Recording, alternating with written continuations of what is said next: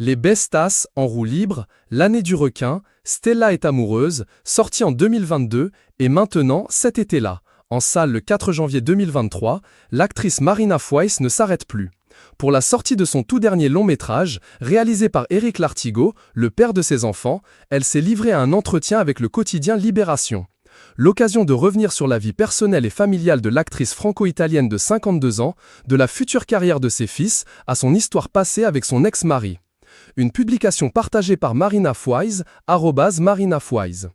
De sa longue relation avec le cinéaste Éric Lartigot, la famille Bélier, Prête-moi ta main, l'actrice a eu 2 fils, Lazare, né le 3 décembre 2004, et Georges, né en 2008. Aucun de leurs enfants ne poursuit une carrière dans le 7e art. Ces derniers ne souffriront donc pas de l'étiquette de fils d'eux, comme beaucoup de jeunes acteurs et actrices dans le milieu. L'aîné, à peine majeur, est pilote de karting et se voit sur les plus grands circuits. Et le cadet, à 14 ans seulement, aspire à la cuisine et s'imagine grand chef. Et même si leurs centres d'intérêt sont différents, Marina Foïs les accompagne avec un soutien sans faille.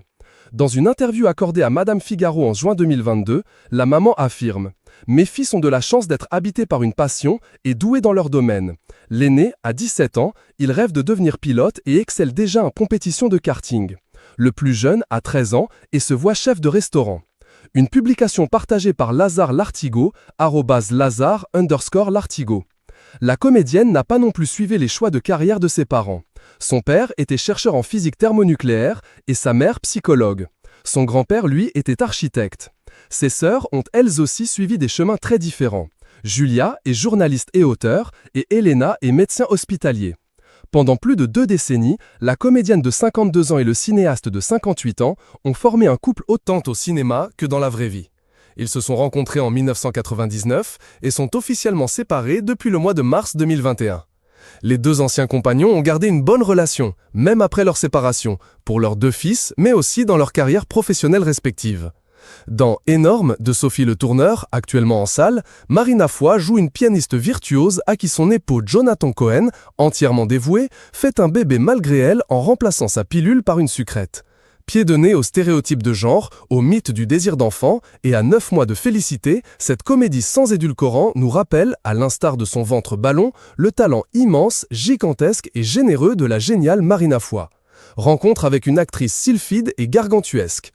Comme pour cet été-là, où Marina Foïs est à l'affiche de la dernière réalisation d'Éric Lartigot, pour la promotion du film, ils se sont retrouvés ensemble sur le plateau de Quotidien le 2 janvier dernier, l'occasion pour les parents de Lazare et Georges Lartigot de montrer leur entente et complicité.